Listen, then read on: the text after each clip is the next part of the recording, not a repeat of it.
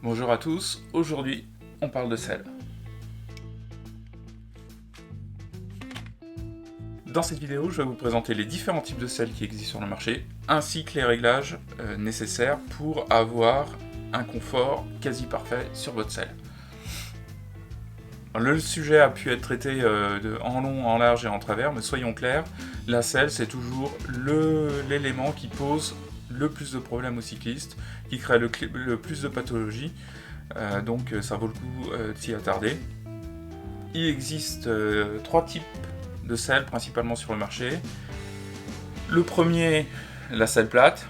Donc ici vous avez un modèle très connu de chez Physique, qui est vendu depuis très longtemps. Les selles creuses, donc un modèle qui perdure depuis des années 80 chez San Marco, la San Marco Concorde, donc un modèle de selle creuse. Et le troisième, c'est un peu la catégorie un peu fourre-tout. Donc ça c'est une selle de contre-la-montre de chez Physique, c'est l'Ares, pardon. Et donc la particularité de cette selle, c'est qu'elle a un bec de selle renforcé, rembourré plus exactement, et plus court afin de ne pas comprimer le périnée. Donc dans cette troisième catégorie, je l'appellerai les selles spéciales. Donc vous y trouverez les selles modifiées pour le contre-la-montre, donc les selles avec un bec de selle aménagé, voire des selles, je vous en montrerai une un peu plus tard, sans bec de selle.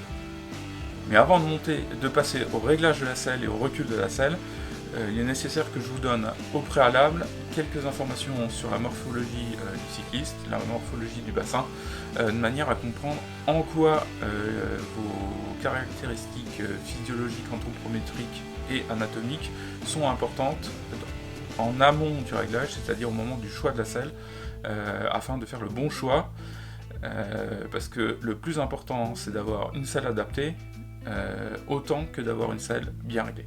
Le cycliste est assis sur sa selle et est en contact avec la selle par l'intermédiaire de son bassin, et il est en contact avec des parties dures de son bassin. Donc pas en contact avec les parties molles que sont le périnée, mais avec les parties dures, donc avec les ischions. Donc les ischions, vous les avez là sous le pointeur de ma souris, ici.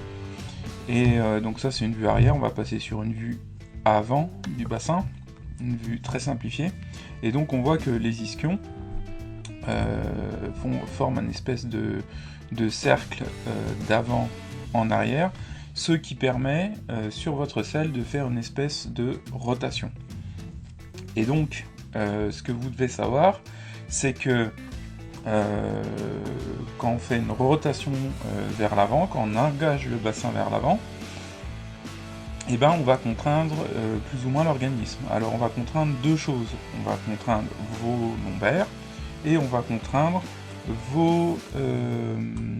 votre angle de la hanche. Et ces deux contraintes ne sont pas sans conséquence sur votre rendement énergétique. Alors déjà, qu'est-ce que le rendement énergétique ? Eh ben, le rendement énergétique, c'est tout simplement la capacité de votre organisme de transformer l'énergie qu'il reçoit en entrée, issue de votre apport en glucides, on va faire au plus simple, et de la puissance que vous générez sur la pédale en sortie.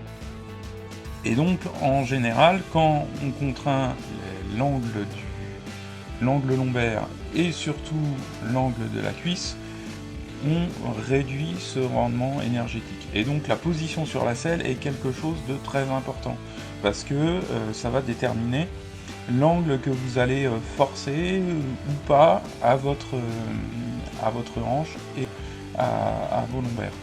Alors, un dernier point, c'est que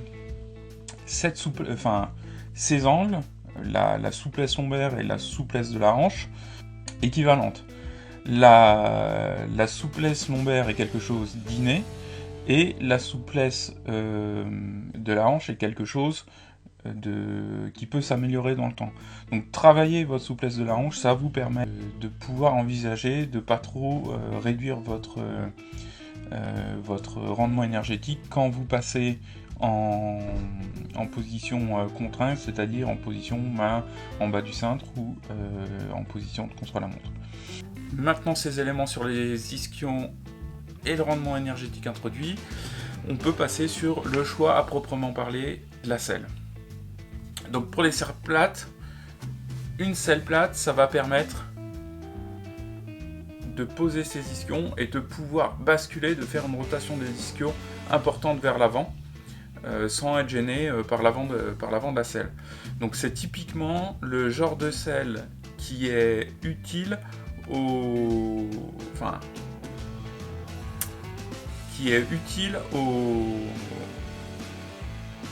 c'est typiquement le genre de selle qui est utile aux cyclistes souples, donc qui ont une capacité importante à basculer vers l'avant sans que ça leur fasse réduire leur rendement énergétique. Donc c'est une selle faite pour pouvoir s'engager de façon importante vers l'avant. Donc si vous êtes souple, autant des lombaires qu'au niveau de l'angle de la hanche, vous pouvez utiliser ce type de selle. Donc il est conseillé pour n'importe quel cycliste qui vérifie ces deux qualités. Une bonne indication pour savoir si vous avez fait le bon choix, si vous êtes possesseur de cette selle, c'est-à-dire que si vous êtes vous utilisez cette selle et que vous avez remarqué que vous êtes instable sur votre selle, c'est-à-dire que vous bougez énormément d'avant en arrière sur votre selle, à des niveaux assez peu élevés, parce que c'est normal qu'à haute intensité on ait tendance à glisser vers l'avant. Ça c'est parce qu'on va chercher un maximum de couple, en général quand on tire des grands braquets, mais si à des vitesses réduites et des puissances réduites, vous passez votre temps à glisser vers l'avant de la selle et à vous repositionner, c'est un indice que vous êtes sûrement trop contraint au niveau de l'angle de la hanche et que potentiellement ce genre de selle n'est pas adapté à votre pratique. Donc il faudra mieux passer sur une selle creuse. Donc on en vient à la selle creuse. La selle creuse, c'est la selle qui permet de trouver un placement artificiel du bassin en ayant un creux, c'est-à-dire que votre bassin va venir se placer dans le creux, il va venir se loger, et donc ça va donner un angle à votre bassin. Et donc vous ne pourrez pas vous engager vers l'avant comme vous voudrez, c'est moins naturel de basculer vers l'avant avec ce type de selle. Donc en général, c'est pour les gens qui ont une souplesse lombaire assez réduite et puis une capacité au niveau de la souplesse de la hanche assez réduite également. Donc c'est typiquement le genre de selle à qui on va destiner. Venir maintenant au troisième catégorie de selle, la selle spéciale. Alors par abus de langage, on va dire la selle de contre-la-montre, mais en fait c'est une selle qui est vraiment adaptée, vraiment conçue pour les gens qui vont pratiquer le contre-la-montre, donc auront beaucoup de pression sur l'avant de la selle, et donc au niveau du bassin ça va se retrouver sur le périnée, et donc c'est pas forcément très agréable d'avoir un point dur sur le périnée. Typiquement, les selles creuses ne sont pas du tout adaptées à un vélo de contre-la-montre, ça devient vite ingérable. Donc on a créé ce genre de selle avec un bec raccourci et rembourré pour limiter les pressions sur le périnée. Et vous avez par exemple chez ISM, mais il y a d'autres fabricants, où le nez de la selle est complètement enlevé, vous êtes juste en appui sur vos ischions, donc ça nécessite une certaine adaptation, c'est des réglages un peu plus complexes, c'est très empirique pour régler ce genre de selle, mais on y arrive, et quand on aboutit au bon réglage, on a vraiment quelque chose qui permet, typiquement c'est des selles qui sont utilisées en triathlon en longue distance, donc jusqu'à 6 heures de vélo sans problème. Donc voilà, ça c'est la troisième catégorie. Je reviens sur un point. Si vous êtes possesseur de selle plate et que vous avez une position instable, il n'est pas forcément nécessaire de passer sur une selle creuse. Vous pouvez essayer de trouver un réglage de meilleure qualité que le réglage qui vous crée cette instabilité. Donc les solutions en général, c'est d'avancer un peu la selle et de monter légèrement le cintre pour réduire en fait l'angle fait par votre torse sur la hanche, donc moins tirer sur vos lombaires et moins contraindre l'angle de la hanche. Donc voilà les possibilités si vous voulez garder ce type de selle mais que votre position est instable. Donc voilà, avec ces 3 types de selle, il est complètement possible d'arriver à une bonne position. Il n'y a pas de raison que les cyclistes ne s'y retrouvent pas. Il faut juste prendre le temps de prendre le bon modèle et ne pas faire un choix esthétique en premier lieu. Ne pas se dire je veux ce modèle-là. Non, dans un premier temps, cherchez à trouver la forme qui vous convient. Et il existe des selles de test chez vos vélocistes. N'hésitez pas à faire quelques centaines de kilomètres avec pour avoir une idée. Et puis un dernier point sur les selles, une selle ça s'use et ça se change, c'est inconsommable. Donc quand la mousse est tassée, il faut changer votre selle, c'est quasi impératif parce que ça change votre position. Donc une selle avec une mousse tassée, c'est changement obligatoire. Par exemple, celle-ci a énormément de kilomètres et par exemple le bec de selle, on le voit à peine, mais il s'affaisse complètement. Et à l'usage, elle est très très souple et elle pourra plus avoir la position comme au départ, c'est-à-dire penser qu'elle est complètement plate. Là, elle est creusée, cette selle-là est en fin de vie. C'est pour ça qu'elle est là.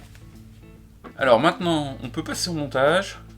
C'est quelque chose de relativement simple, mais je vais vous le montrer de manière à ce que vous ayez toutes les clés en main pour pouvoir le faire. Donc il faut un petit peu de matériel, il faut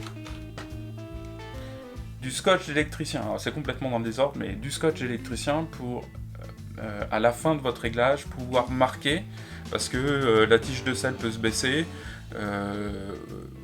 et vous voulez avoir un point de repère, savoir si vous devez bouger un petit peu, avancer, reculer un petit peu plus que le réglage de base, et ben ça vous permet de marquer. Donc vous pouvez marquer sur vos rails de selle pour le recul de selle, et également sur votre tige de selle pour vérifier que votre selle s'enfonce pas. Voilà. Donc un petit morceau de scotch d'électricien, un petit morceau de chatterton. Il vous faut, alors c'est pas mal d'avoir un stylo, un truc qui s'efface, au moins l'acétone, donc un crayon de papier ou un stylo. Il vous faut une ou deux clés BTR, donc ça se tient en général sur 4, 5, 6 au niveau de la taille des clés BTR. Il vous faudra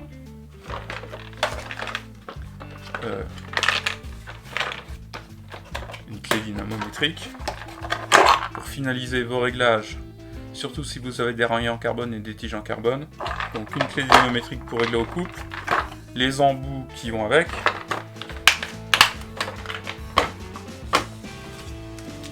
très important, de la pâte de montage. C'est de la pâte de montage carbone là que je vous montre. Celle-ci elle fonctionne pour le carbone et l'alu, donc ça vous permet c'est légèrement abrasif et ça vous permet de ne pas serrer extrêmement fort vos vis, donc de respecter le couple de serrage sans que la tige de selle s'enfonce. Donc ça c'est important, ça a deux usages, donc empêcher que ça s'enfonce et empêcher que ça se grippe. Si vous êtes sur des cadres de type métal, titane, alu, acier, quel que soit le modèle de tige de selle que vous avez, faites très attention, mettez soit de la pâte de montage comme ça, anti-blocage, soit une graisse, suivant ce que vous utilisez, pour pas que ça soude. On a des expériences assez mauvaises de tiges en alu sur alu qui soudent et il faut sortir l'acier à métaux pour couper la tige et puis essayer d'extraire la tige. C'est le cas aussi sur le carbone. Donc mettez de la pâte et mettez-en de façon régulière, quoi. Tous les 6 mois, sortez la tige, mettez-en, ça permet d'éviter les catastrophes. Au prix des tiges de selle, c'est quand même assez dommage d'être obligé de les couper à l'acier à métaux. Donc voilà, alors ça c'est ce qui est un petit peu annexe, je vais pas commencer par l'essentiel. L'essentiel c'est qu'il vous faut des outils de mesure, un niveau.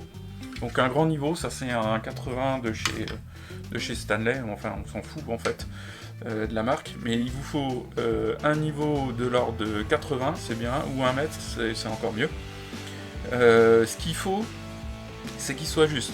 Donc pour savoir si on a un niveau juste, quand vous êtes dans le magasin, vous le posez dans ce sens-là, vous le retournez dans ce sens-là, et si la bulle n'indique, si c'est le niveau et que la bulle n'indique pas le niveau, reposez-le, prenez-en un autre.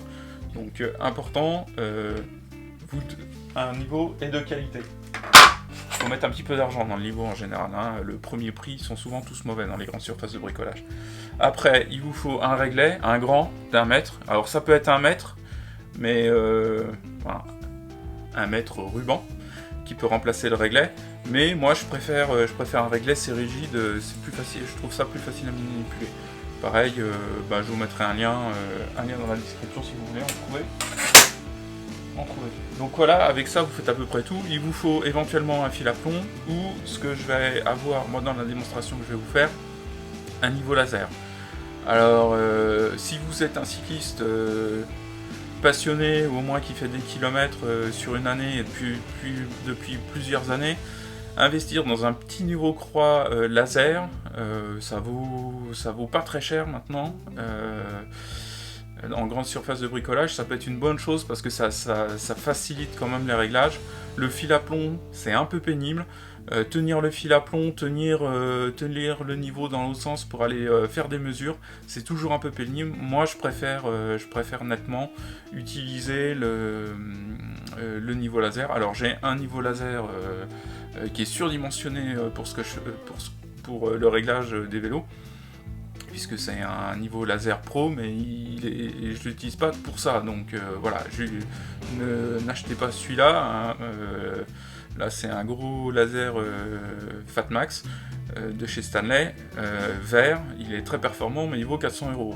Pour quelques dizaines d'euros, 45 €, 60 €, vous allez trouver un laser, et ça c'est quelque chose que vous allez garder longtemps et qui va vous faciliter les réglages, hein. Vous allez voir, on va marquer l'axe de pédalier très facilement avec le niveau laser, et vous pouvez faire vos réglages de recul de selle vraiment très très simplement. Et puis là je vous montre que le réglage de la selle dans cette vidéo, mais ça permet aussi de mesurer la longueur à l'horizontale du cintre. Donc c'est vraiment un outil, si vous avez 45 €,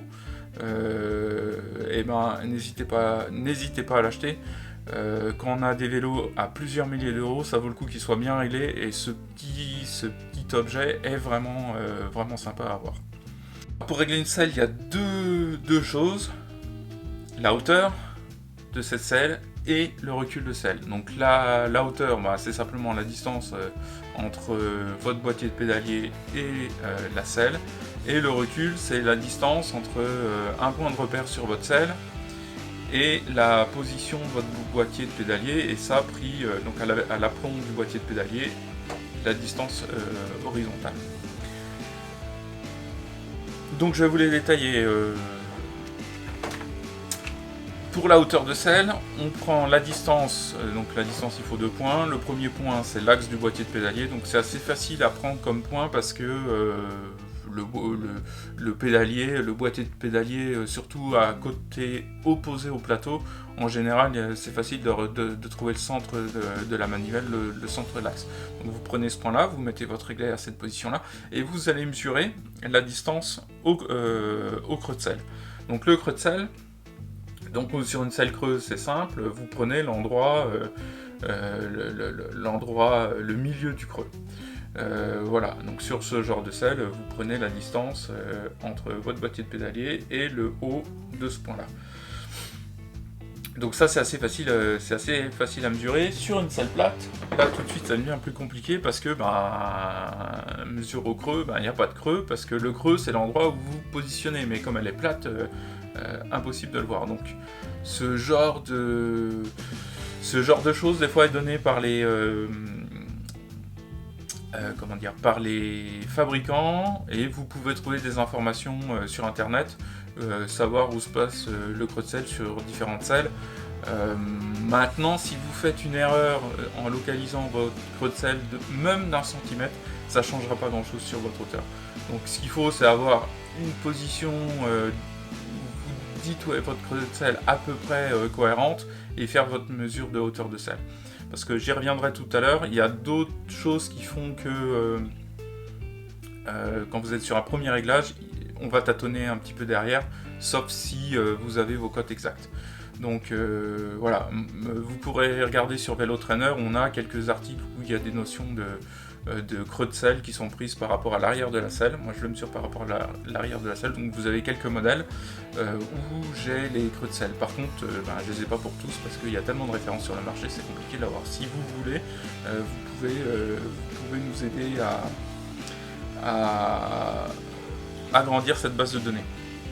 Enfin, pour le réglage du recul de selle, c'est la même chose. Le recul se prend, c'est ce que je disais auparavant, se prend entre l'aplomb de votre boîtier de pédalier, du centre de votre boîtier de pédalier, cette distance prise à l'horizontale entre le creux de selle et l'aplomb de votre boîtier de pédalier. Et vous mesurez, vous reportez la cote que vous avez besoin. Et donc j'en arrive au problème de quelle valeur je mets. Alors, soyons clairs, il n'y a pas de consensus sur comment déterminer la meilleure hauteur de selle, le meilleur recul de selle. Chacun y va un peu de sa sauce, c'est assez ésotérique comme manière de procéder. On trouve de la littérature scientifique sur le sujet, mais il n'y a pas de convergence d'opinion là-dessus. D'ailleurs, si vous prenez des papiers scientifiques de labo italien, ou de labo français, ou de labo américain, vous avez des choses complètement différentes. Donc chacun y va en pratique comment faire, chacun y va à sa sauce. Donc moi j'utilise deux formules que je vous mets, que je vais essayer d'incruster là dans l'image. Donc j'ai une formule pour la hauteur de selle et une formule pour le recul de selle. Donc pour calculer ces deux valeurs, recul et hauteur, vous avez besoin de votre entrejambe. Donc pour mesurer l'entrejambe, la façon la plus simple, c'est vous vous tenez debout face à un mur, les talons contre le mur, vous placez un gros livre entre les jambes type annuaire, même si les annuaires ont quasiment disparu à notre époque, mais vous voyez un gros catalogue de ce genre-là. Vous placez ça, donc vous mettez un cuissard de vélo, c'est beaucoup plus pratique. Vous placez le livre à l'entrejambe, vous appliquez une pression en remontant pour appuyer sur le périnée, de manière à ce que ce soit pas douloureux pour le cycliste, et vous prenez la hauteur entre le sol et le haut de votre livre. De cette manière, vous avez l'entrejambe. Alors, moi, je fais pas tout à fait comme ça, j'ai un appareillage pour le faire, mais ça revient à peu près à ça. Soyons clairs, il y a de l'erreur de mesure entre les différents équipements, mais c'est pas très grave, parce que c'est là où je voulais en venir, c'est que ces formules vous permettent d'avoir un résultat approché sur lequel vous allez pouvoir travailler. C'est-à-dire que vous allez tomber à une certaine valeur, disons 74 cm de sortie de selle, et vous allez travailler la première fois, réglez-la à 74, idem pour le recul de selle. Imaginons que vous soyez à 5,5, vous mettez 5,5 de recul de selle. Et sur les premiers usages, vous pouvez tâtonner un peu dans un range d'1 cm. Donc par exemple plus ou moins 1,5 cm. Donc entre 73,5 et 74,5 pour votre selle, vous pouvez chercher en variant de 2-3 mm à chaque fois, ce qui vous convient le mieux. Ensuite, pour le recul de selle, c'est exactement la même chose. Alors, ne faites pas deux changements à la fois. Travaillez, essayez de chercher votre hauteur optimale et après votre recul optimal. Ne faites pas les deux en même temps parce que il y a deux variables sur votre optimisation et ça va être compliqué de trouver, vous allez changer plein de choses en même temps. Donc ne travaillez que sur un paramètre à la fois et tâtonnez un petit peu. Et puis laissez-vous le temps, une position, il faut la tester 2-3 sorties avant de la mettre au rebut, de dire là je suis bien trop haut, je suis bien trop bas, je suis bien trop reculé, etc. Laissez-vous du temps avant de faire les changements. On n'est pas, à moins qu'il y ait une grosse bêtise, mais on n'est pas à 100 km près, à quelques sorties près. Prenez le temps d'intégrer la position. Voilà, on a tous les outils, on peut passer au réglage. Donc je vous le fais en voix off, je vais manipuler, je vais pas discuter, je rajouterai la voix en dessus. Voilà.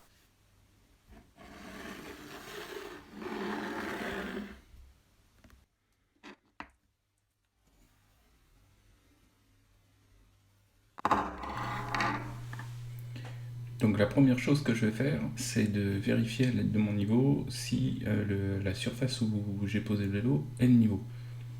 Donc ça c'est la première chose. Et la deuxième chose, c'est de placer mon niveau laser. Donc là, vous le voyez, il est au niveau du boîtier de pédalier. Donc j'ai l'aplomb du boîtier de pédalier, la ligne verte qui m'interdit à liser. Ensuite, je prends mon réglet que j'ai placé sur mon niveau pour que ce soit plus pratique.